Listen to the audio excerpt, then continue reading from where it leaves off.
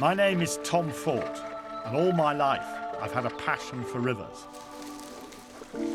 I want to tell the story of one in particular, the River Trent. From its source above Stoke, can you feel it? Yeah, to the Humber estuary where it finally meets the sea, I want to row down as much of it as I can. I'm on my very own punt, the Trent Otter. Hey! Together, we're visiting some of the places great and small that make up the history of this unsung river. The Trent story has for thousands of years been part of our story. He, of course, was a Bronze Age riverman. The river has entertained us and sustained us. 200 years ago, this would be absolutely thriving. Heaving. Kings have fought for it, and we have fought against it. Sooner or later, a larger flood will come along. We've used the river to make our fortunes. We've built bridges across it. Beaches. And used it to help power the nation. Megawatt Valley! Ah! I'm incompetent. Wanna try it? Any chance of a lift? The Trent is not just a river. God almighty, look at how quickly the river's coloured. Oh, wow. It's a 170-mile journey through history. I would not want to hit that.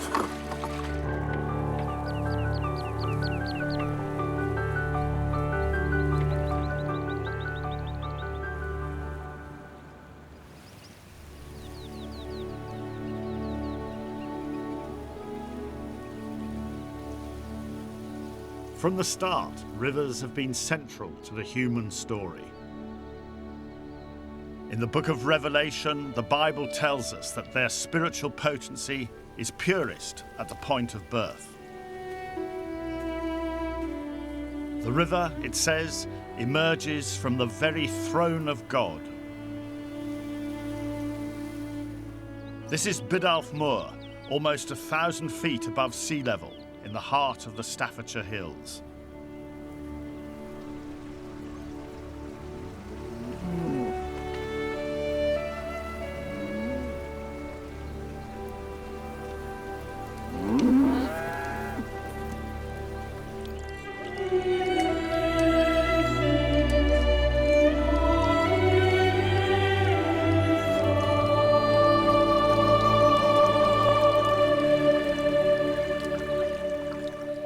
Every river journey needs to begin at the beginning. And this is the beginning of the Trent, or officially, this is the beginning of the Trent. In fact, there are several other contenders for the source of the Trent in these fields around here, springs of one kind or another, but somebody's decided that this is where it begins. Water is emerging from a dark little hole and setting off in a pathetic little trickle down along this ditch and on.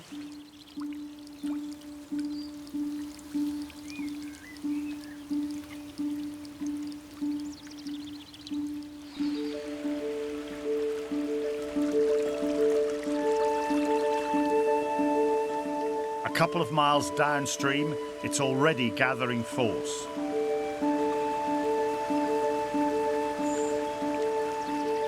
Not quite ready for one man and a boat. So for now, I'm on foot.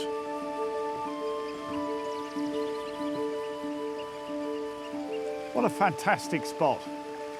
This is the river at its most natural, its most innocent. It's like a child. It was an infant up there, and now a sort of boisterous toddler just playing, and you can hear the music of it as it goes by. Innocence, though, doesn't last.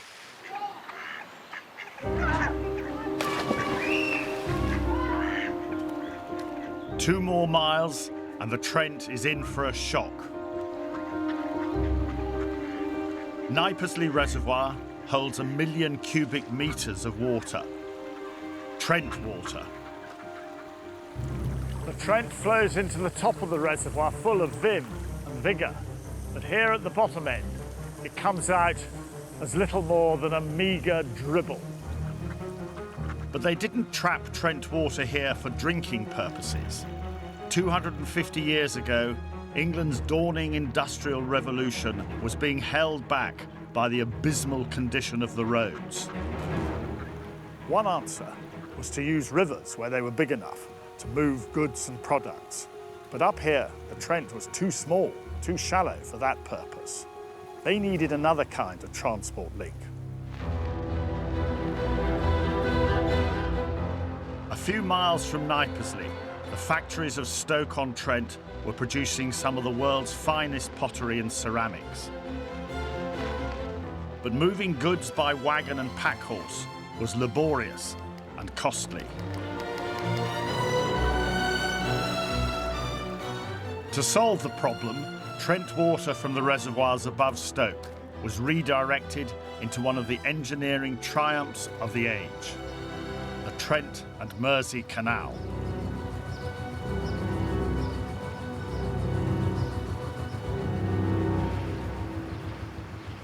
The genius behind the Trent and Mersey was James Brindley, the canal visionary known as the Schemer. He planned an epic link between two of our greatest ports, Liverpool in the west and Hull in the east. Building it took Brindley 11 years, starting in 1766, when the first sod was dug, not by him, but by this man, Josiah Wedgwood. Wedgwood, the most famous potter of them all, had persuaded Brindley to dig the canal right beside his grand new factory in the heart of Stoke. Wedgwood's fine Georgian house was paid for from the profits made possible by the new canal.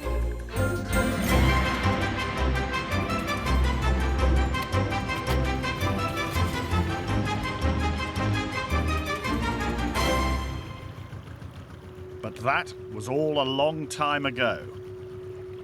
As late as the 1970s, there were 200 ceramics factories in Stoke. Now there are fewer than 30. The canal's still busy, but today it's with holiday boats rather than barges loaded with freight. And Wedgwood's factory, like so many others, is long since gone. This small outbuilding, the only relic of its glorious past. Then as now, all the attention was on the canal. So what about the poor old River Trent?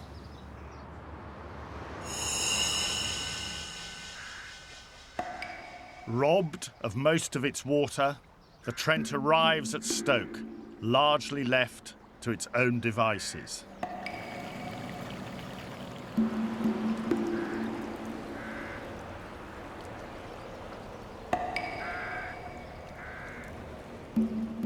In some places, though, the city has corralled and enclosed it.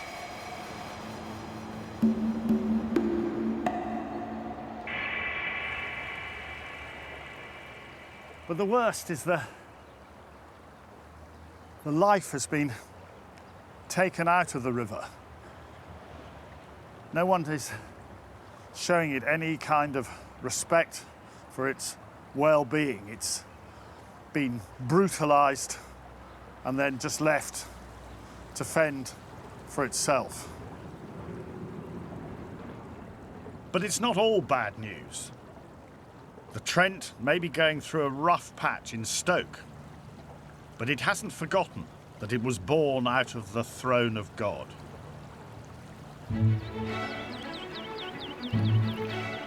At Trentham Gardens to the south of Stoke, the river finds its feet again. Now for the first time. Right, heave. It's deep enough for my boat. Making a bit of a mess of your beautiful grass, I'm afraid.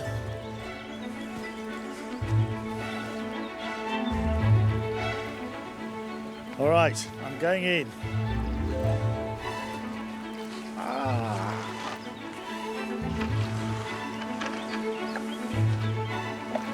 That's great, that's it, I can do it there. Yeah. This boat is a punt. It's called the Trent Otter.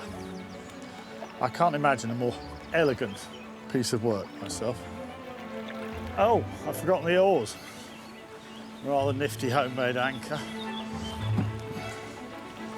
And there we are, we're ready to start this great adventure. Thanks very much indeed, that was a great effort.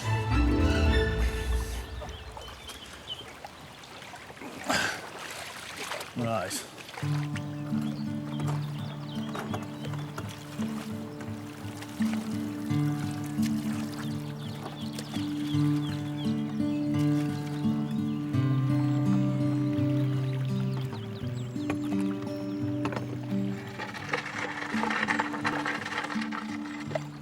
I feel that here it's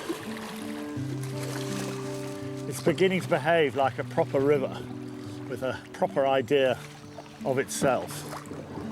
And also it's irresistible, isn't it, when the trees are hanging down like this.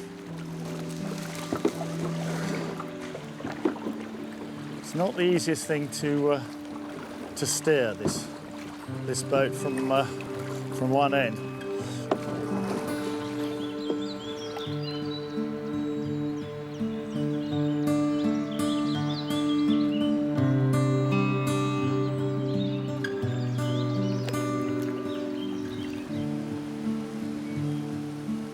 Getting past this old mill will be tricky in a punt.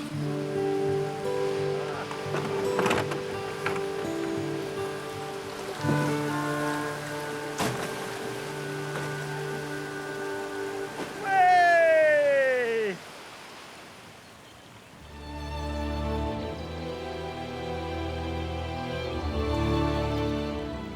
For the next 20 miles, the Trent gently meanders south through Staffordshire.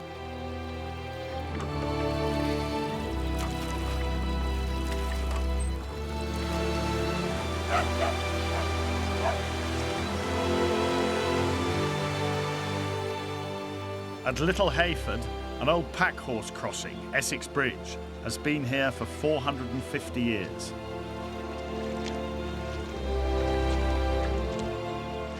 Its walls were built low so as not to interfere with panniers and saddlebags. Historically, bridges on the Trent were few and far between, so they were important symbols of progress and prosperity, as I'm about to discover. So I'm coming into Burton on Trent, and I'm approaching Burton's celebrated ferry bridge, built in 1889.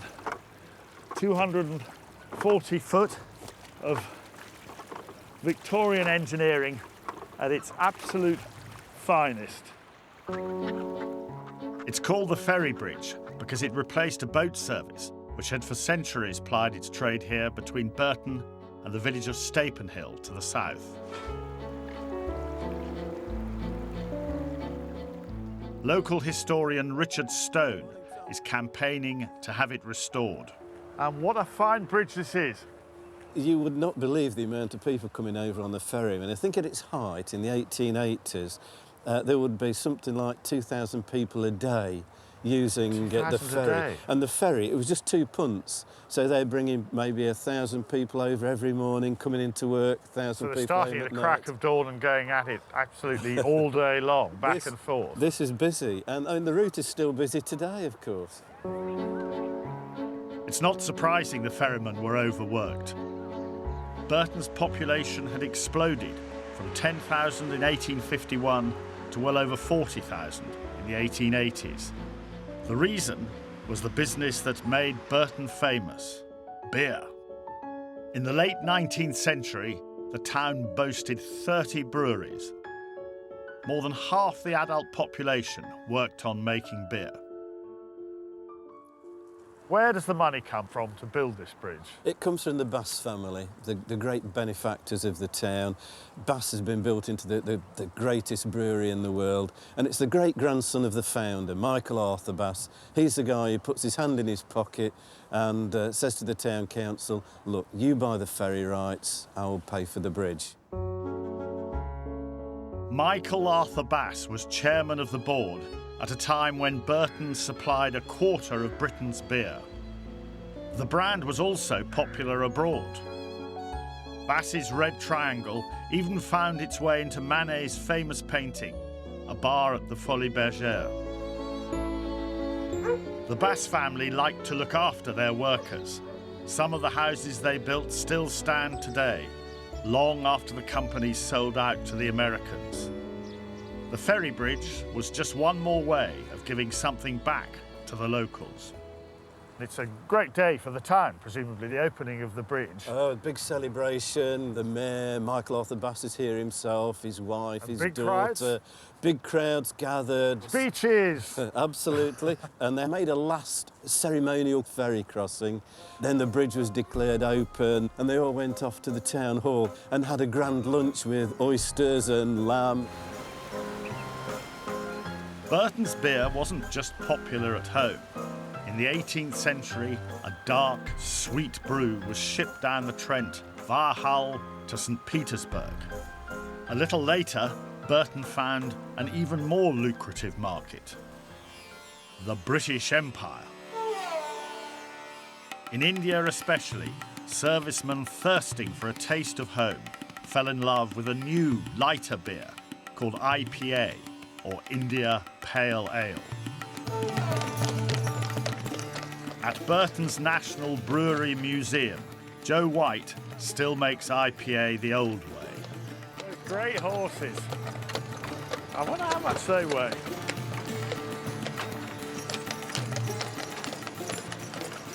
Well, being in India, it's so warm, they didn't want a real thick, dark, stodgy beer as we used to have. So they thought, right, we'll come up with a nice pale ale, which would be lager colour, so it'd be nice, light and refreshing, and lots of carbonation. And the point was that it had to survive this long journey. Yes. It took 6 months to get there, from leaving the brewery to get into India. So it had to be a higher alcohol beer and a highly hopped beer as well. Because the more hops you have in a beer, it's the bitter the beer, and also it's an antiseptic, so it keeps longer. And then those hot, dusty British soldiers fell upon it with a sort of shout of joy and felt as if they were back at home almost, pouring this stuff. Yep, a lovely sparkling beer.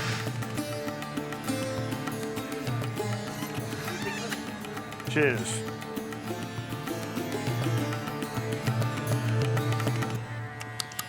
Very good. Very good.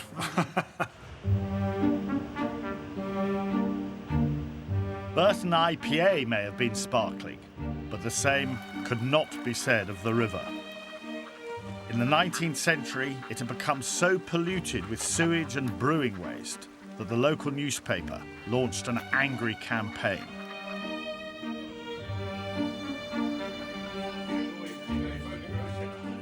In an editorial on August the 20th, 1858, it referred to the noxious atmosphere hanging over Burton.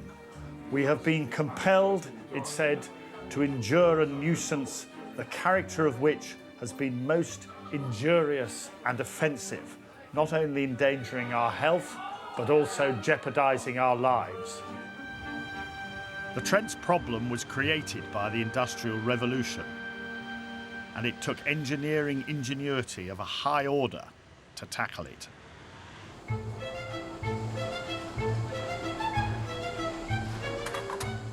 In 1885, Burton proudly opened its new sewage pumping station.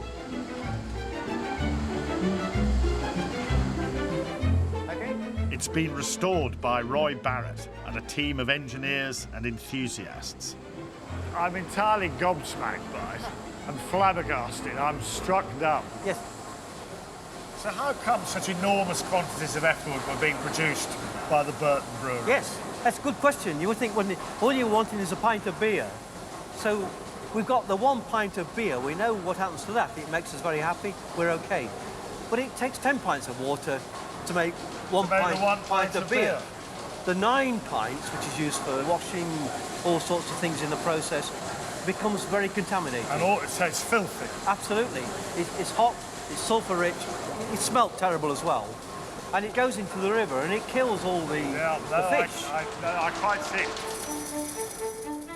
Combined with the town's raw sewage, Burton's industrial waste was diverted away from the river in huge volumes, up to 4 million gallons a day. Each beam engine weighs 80 tons, and getting them moving is quite an operation. No. That's it. Oh, this one won't go. Oh, blimey. No one told me it was going to be this hard work.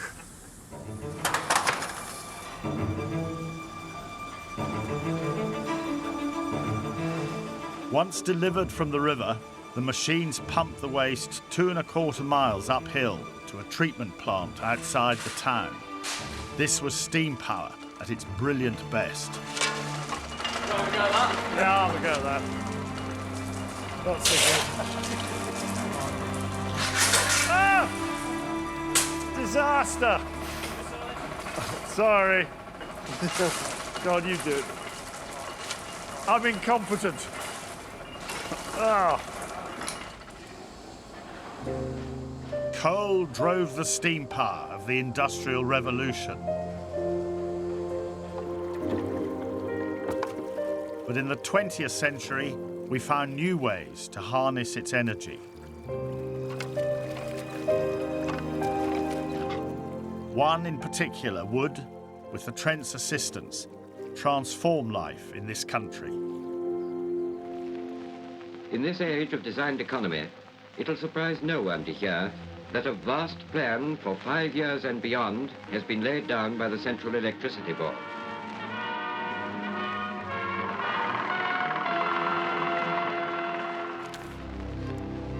It began in the 1930s when the first national grid was turned on. By the 1960s, demand, calculated to be doubling every 10 years, required more plants. The Trent's proximity to the Midlands coalfields made it the ideal location for the new stations. 13 were built along its banks. They supplied 1/4 of England's power. The region was known as Megawatt Valley.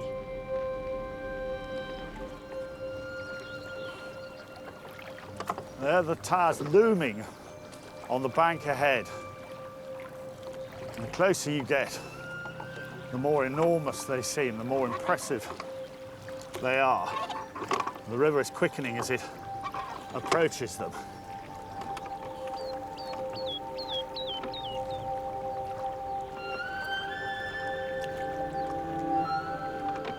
This is Willington Power Station. Opened downstream from Burton at the end of the 1950s, it once lit up 200,000 homes.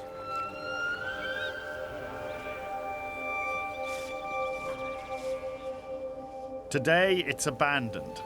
The plant was shut down in the 90s.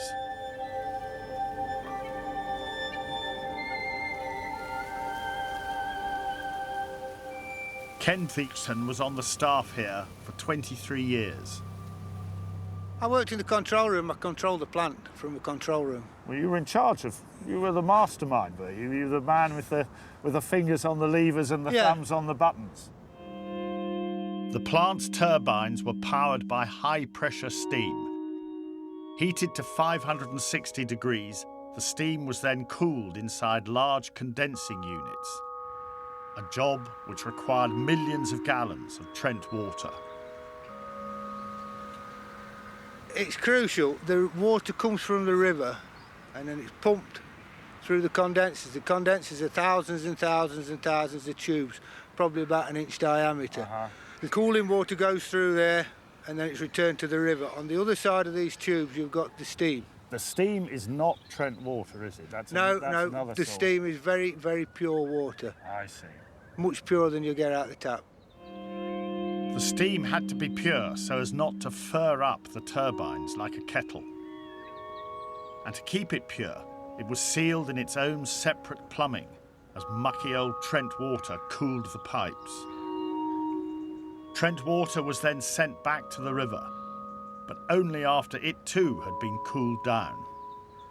And then the cooling towers, where do they come in? If you took it, say, at 20 degrees from the Trent, but you could only put it back up to a certain amount, and the cooling towers dropped it back to that amount, so you didn't actually heat the river pump up. sort of hot water, No. really hot water back into the river. You couldn't, could pump warm water. Yeah, because I mean, if you heat the river up too much, you're going to do a You're lot. going to kill everything. Yeah. Today, the Trent still plays its part in the power game. The latest generating stations are gas-fueled, but they still can't function without river water. At Staithorpe near Newark, Trent pipes are colour-coded green as river water flows through a new kind of cooling tower. Everything here looks new, but over by the river is a sculpture commissioned 50 years ago to honour the pioneers of Megawatt Valley. That a vast plan for 5 years and beyond has been laid down by the obedient, and clean.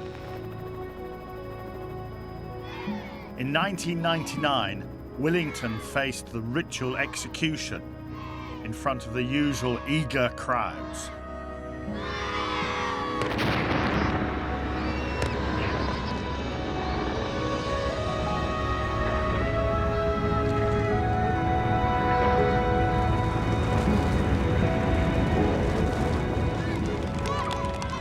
Fantastic. It got old. It's like a car. It comes to a point where you've just got to spend too much money on it to keep it on the road. They lose efficiency, they get worn out. This time comes when you've got to say, right, that's enough, we're not throwing any more money at it. Sad day for you, though. Oh, yeah. Probably a few tears, you never know. Willington's cooling towers were spared demolition when a pair of peregrine falcons nested on the side of one. Even the falcons have since deserted the site. Whatever happened to Megawatt Valley?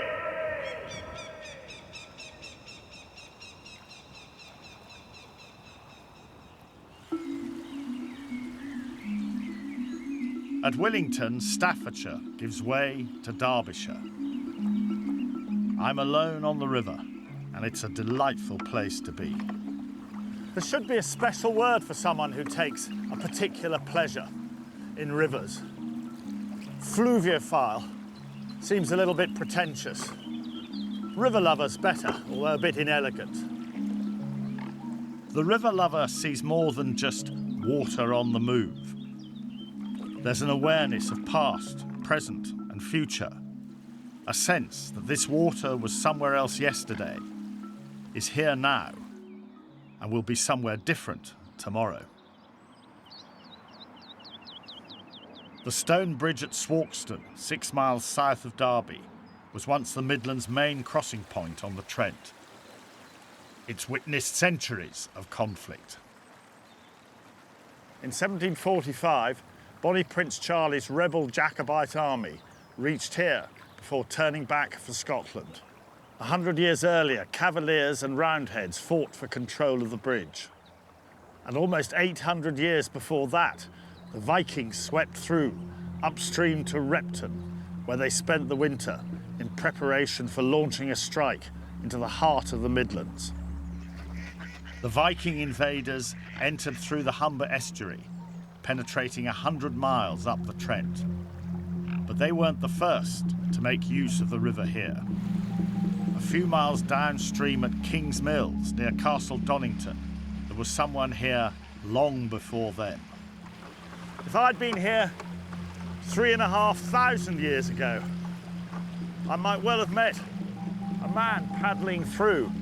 And he, of course, was a Bronze Age riverman.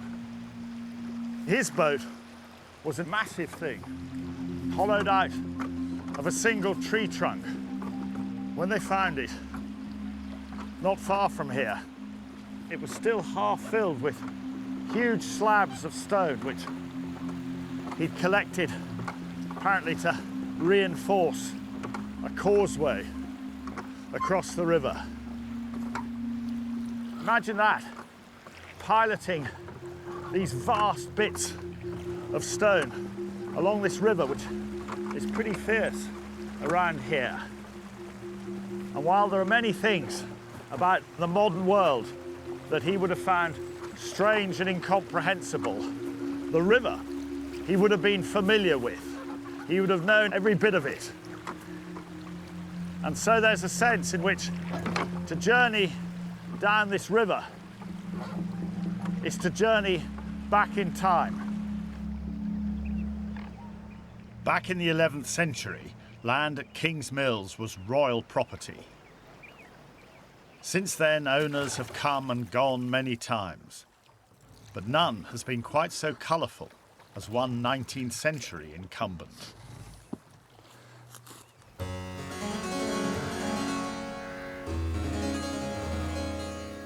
His name was Henry Waysford Charles Plantagenet Rawdon Hastings, which is a bit of a mouthful. He was the 4th Marquis of Hastings, and his chief passion in life was gambling on horses. He even built his own racetrack in front of his country seat, Donington Hall. Occasionally, though, his eye wandered after a filly of a different kind, and his elopement with the delectable Lady Florence Paget caused a sensation. Lady Florence was herself the daughter of a marquis and was considered a pearl of the English aristocracy. But there was one slight problem. She was engaged to someone else. Florence's fiancé was Henry Chaplin, a wealthy Lincolnshire landowner. As his wedding day approached, he knew nothing of the affair. One day, Lady Florence, without a word to anyone, popped into Marshall and Snellgrove's store in Oxford Street on the pretext of buying items for her wedding trousseau. She sneaked out of the back, into Hastings' carriage, and off to church, where they got hitched. No one from the bride's family was there. It was the scandal of the year. Hastings and Chaplin now embarked on a bitter feud. The rivalry between the two men came to a sensational head on Derby Day 1867. Hastings bet £100,000 that his colt would beat Chaplin's. It was an insane gamble. Amid scenes of wild excitement, Chaplin's horse Hermit came home by a neck. Hastings' colt was nowhere. Hastings lost everything: his fortune, the estate, and of course the mill on the Trent. Today, Donington has been turned into company offices. The old chapel is now a canteen. And as for the racecourse, it's now the Donington Park motor racing circuit, and instead of the pounding of horses' hooves, the air is split with the snarl of racing car engines.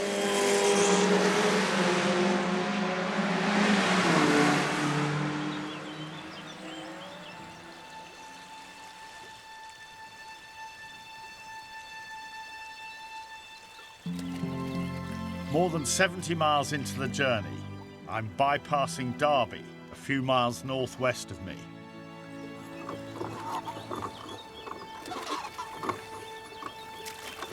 At this point, the Trent is beginning to slow down. It has lost its sort of youthful high spirits and dash and ardour.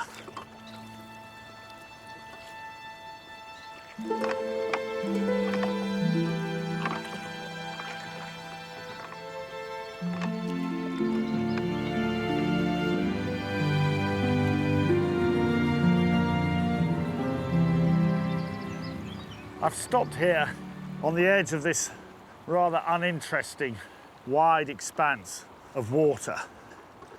Nothing very exciting, you might say, but actually you'd be wrong, because this is one of the most important meeting places in this country's transport history. Behind me is the Trent and Mersey Canal. It came down here and it stopped, because here it met the Trent coming in from under that footbridge, and from here on the Trent could do the business that the canal had done hitherto. And not only that, from the north came the Derwent, bringing with it all the riches of Derbyshire.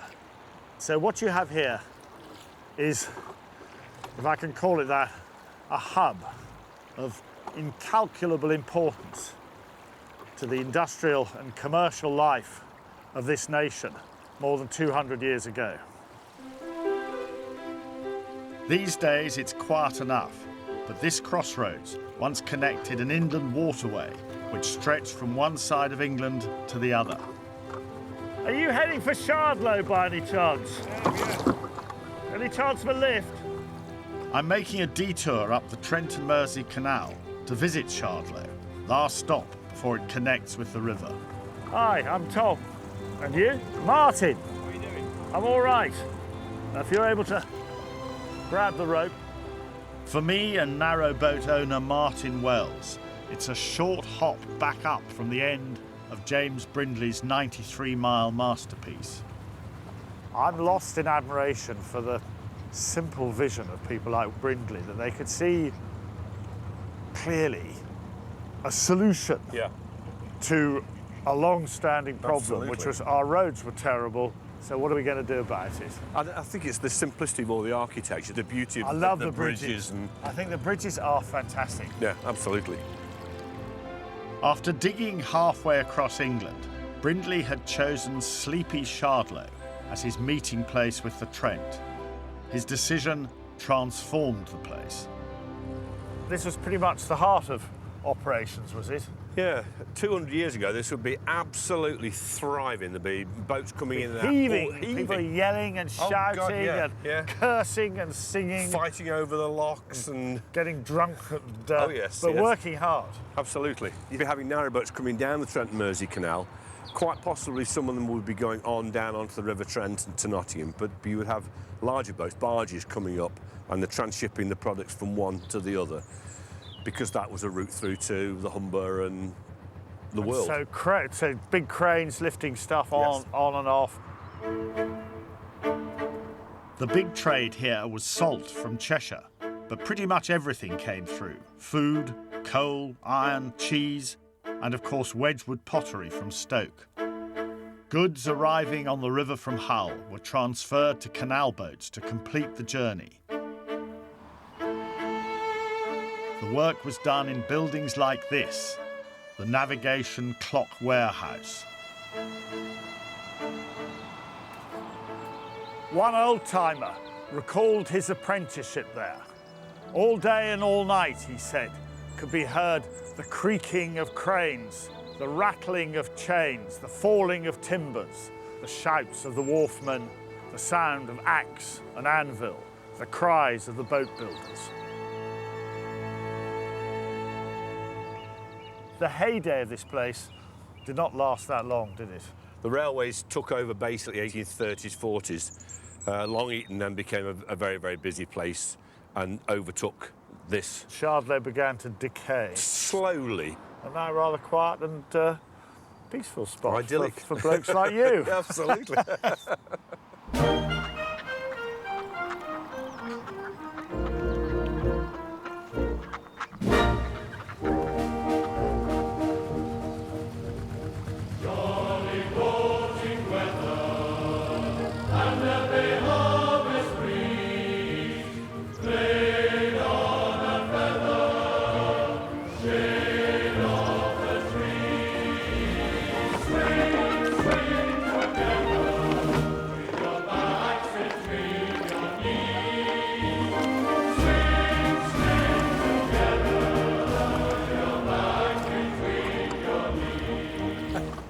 Now we're right underneath the M1, hidden from view.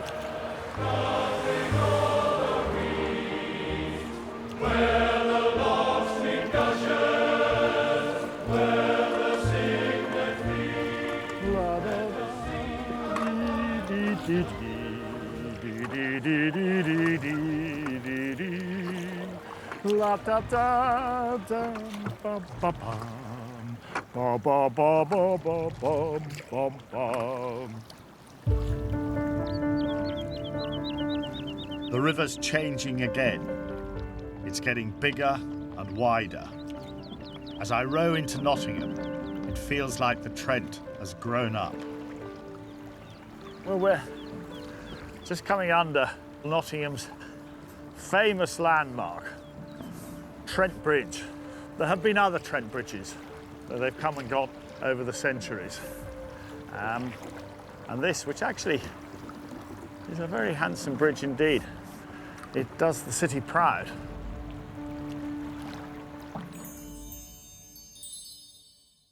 In 1886, they ice skated in front of it. But a few decades later, the river wasn't anything like so much fun.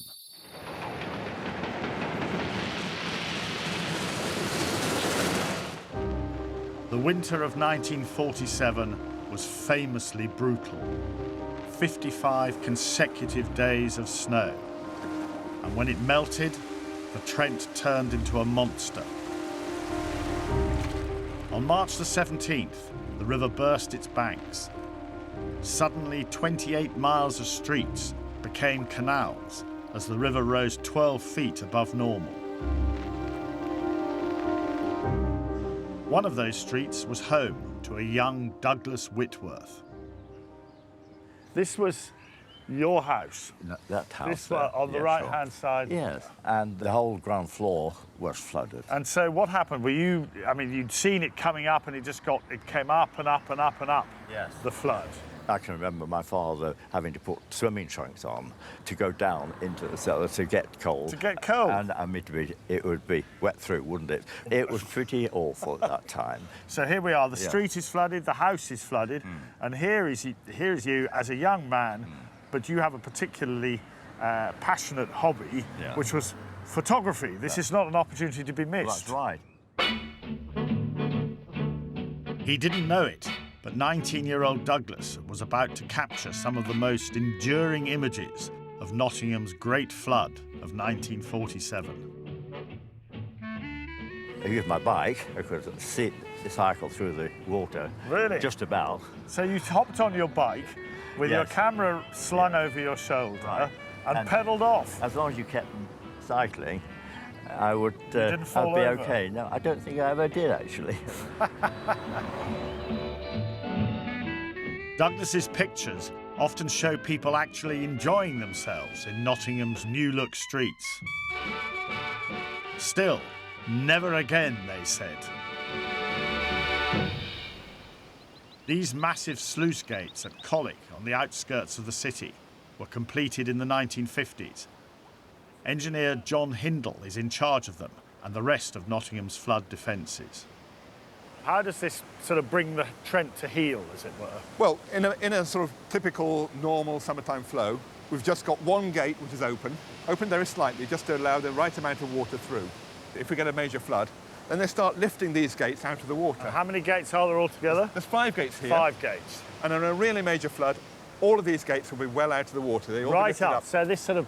Right out of the water. Right up there. Right out of the water. What we're sort of designing for here is that really major flood, the 1947, and perhaps even slightly more than that. Have there been a few sort of narrow squeaks? Well, certainly back in 2000, there was this major flood on the River Trent, and that got very close to the top of our flood defences at the time. Did it? Yes. Was that down here, or was the crisis sort of further upstream? Well, there are places. I mean, I personally went out to Burton at that time, where we just finished a flood defence scheme there. Went out there the early evening in the middle of the night and saw that the floodwaters were really just a few bricks from the top of the flood defences. Did you have a few bad moments? Or did you know then that it was reaching its peak? Well, I knew it was reaching its peak, but I was surprised. I remember how surprised I was how high it was. Yes. The 2000 floods triggered the building of still more defences and a bill of £45 million to boot. Now John's confident he can resist all but a truly cataclysmic flood, the kind that strikes only once in 100 years. 1 in 100 years, or 1% or whatever, suggests to me that one day this is going to happen. One day that flood is going to come along. Sooner or later, a larger flood will come along. You can never design against the ultimate flood, if you like. The ultimate catastrophe. The ultimate catastrophe. but we can at least give Nottingham a decent standard of flood defence. Do you live near the river yourself? No, You don't? I live on high ground.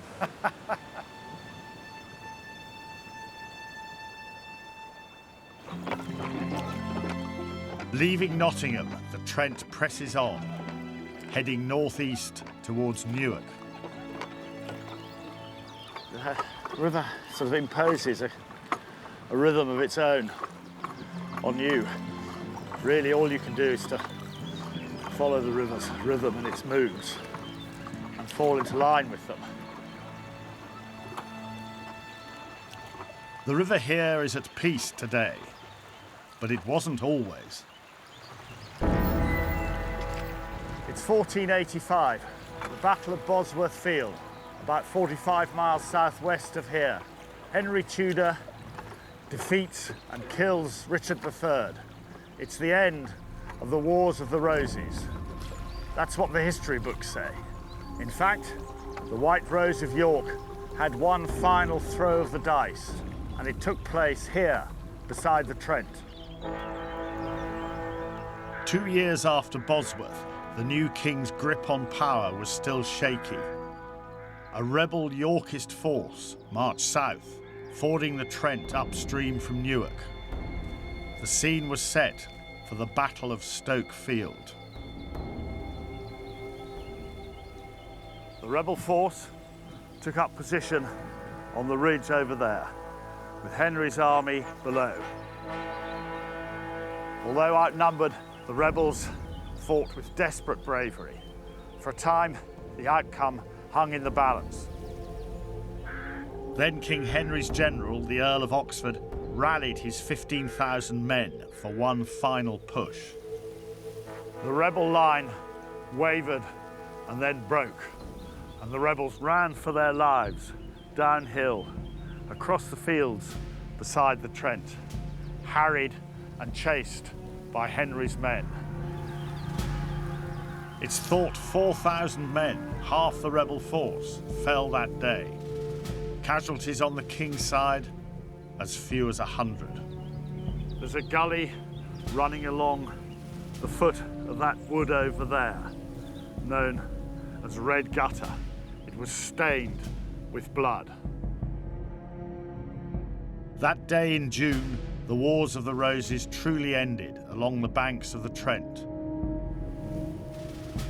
Over 5 centuries later, this place still seems haunted by the fighting spirit of those ancient warriors.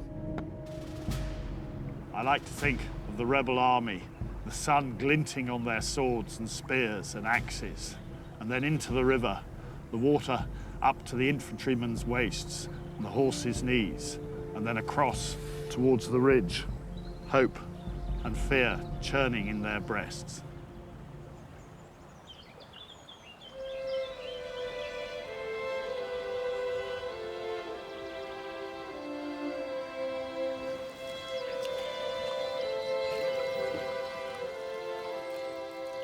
On the river, it's deliciously serene.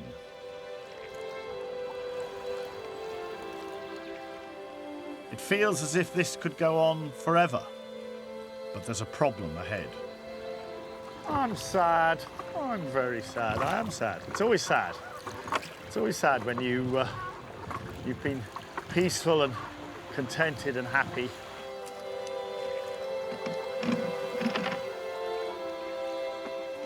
I'm sad because the Trent Otter and I are about to part company. That's it. No more boating weather for me. And all because the locals have warned me that my little punt can't cope with the river. Here, it's fine, but a few miles north, the Trent becomes a very different beast.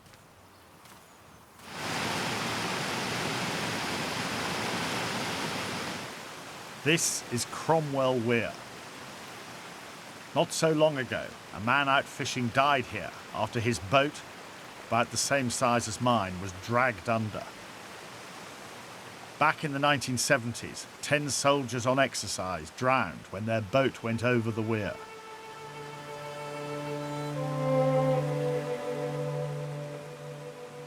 At Cromwell, the Trent is, for the first time, influenced by the sea.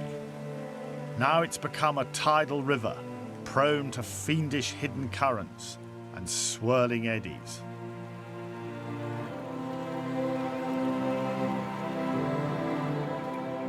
Downstream at Gainsborough, I spot another good reason to retire gracefully from the river. Oh, wow. A gravel barge, and not messing about either. These days, you don't often come across working boats on this part of the river. But scroll back. 800 years ago, they were bringing wool and alabaster down here for shipment onto Hull and export to Europe. In the 17th century, a coal depot was established here to take coal from the Nottingham coalfield. By the 1830s, 50,000 tonnes of goods were being unshipped here for distribution locally, and a further 30,000 sent downstream to Hull. It became such an important river port that the government even gave it its own customs house. The river made many fortunes at Gainsborough during those years. So where did all the trade go?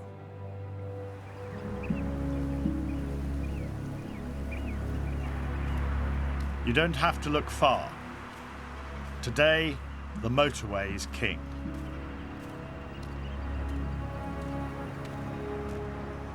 The Trent, meanwhile, is so penned in by flood banks that no one on the river can see the land, and no one on the land can see the river.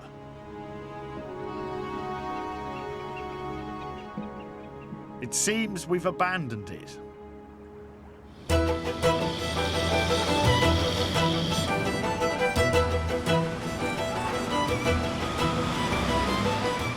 But at Flixborough docks, no one told them the age of river transport was over. Every week, 8 or 10 vessels unload here. This one's delivering steel from Spain. For these ships, navigating the Trent requires special skill. Riding the high tide in from the sea, they've only 3.5 hours to get here, often with only a few feet between them and the river bed. Once moored, the low tide then grounds them flat on the bottom, and 12 hours later, when the next flood tide raises them, they again have just 3.5 hours to make it back to sea. Much of the lower Trent is wide, featureless, and generally completely empty. So it's very reassuring to come to a place like this, where there's noise and activity, cranes going and lorries roaring, big ships waiting to be unloaded and take on loads, waiting for the tide to take them in and out. Reassuring to find that the river still has its uses.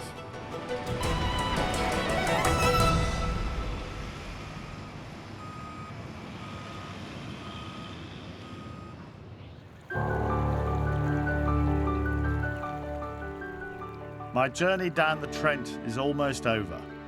Swelling in size, it pushes the landscape ever wider apart. Its banks are now tricky to access on foot, so I need another mode of transport.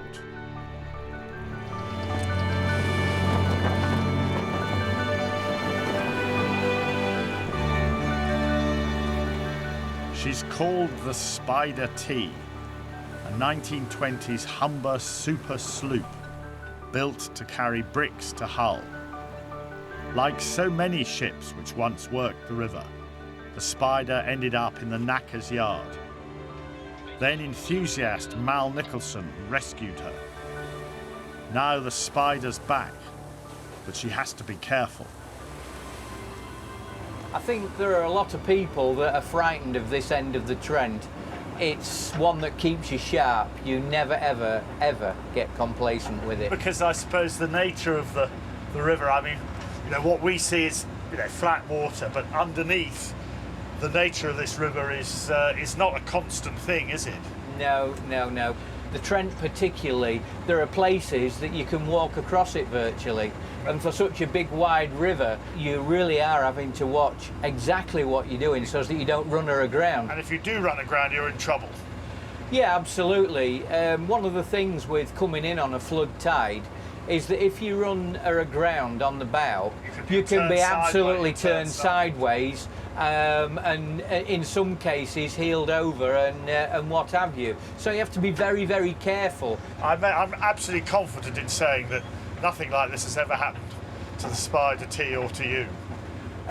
I'm afraid it has. It happened on the Trent. There'd been very heavy rain, lots of fresh on, and it had washed the sand and gravel into the middle of the river. And what was a navigable part of the river all of a sudden became absolutely unnavigable and ran the Spider aground.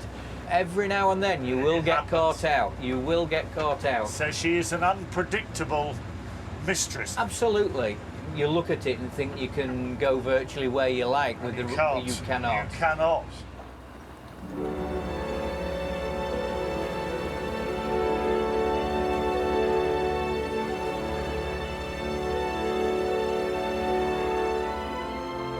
The water's now so wide, it's hard to make out where the river ends and estuary begins.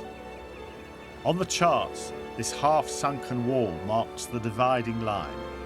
Here the Trent delivers its water, and me, to the Humber. All my life I've been fascinated and thrilled and moved by moving water, by rivers, and I've spent a lot of time in rivers and beside rivers, looking at rivers, thinking about rivers, dreaming about rivers. But I've never, until now, followed a river from the very beginning to the very end. And while I'm here with this vast, great expanse of water around me, I can't help thinking about the top of this river, that place on Biddulph Moor where a little trickle appears from the hillside and starts finding its way down here. That first trickle emerged in the centre of England, 1,000 feet above the sea. Now it's here, somewhere. Soon it will evaporate into cloud and perhaps be blown across some distant hill to fall again as rain and once more seep into the river. In one sense, you could say the journey ends here, but in another sense, the journey never ends.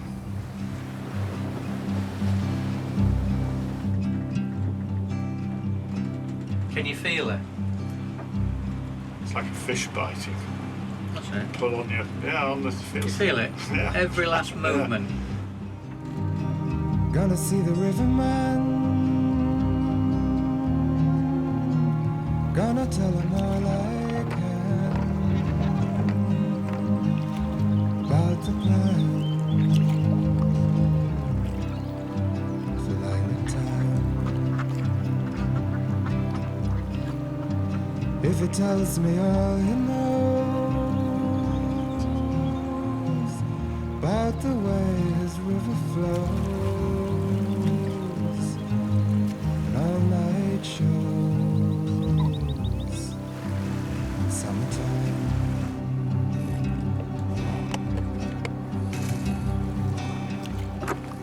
Not easy this, you know.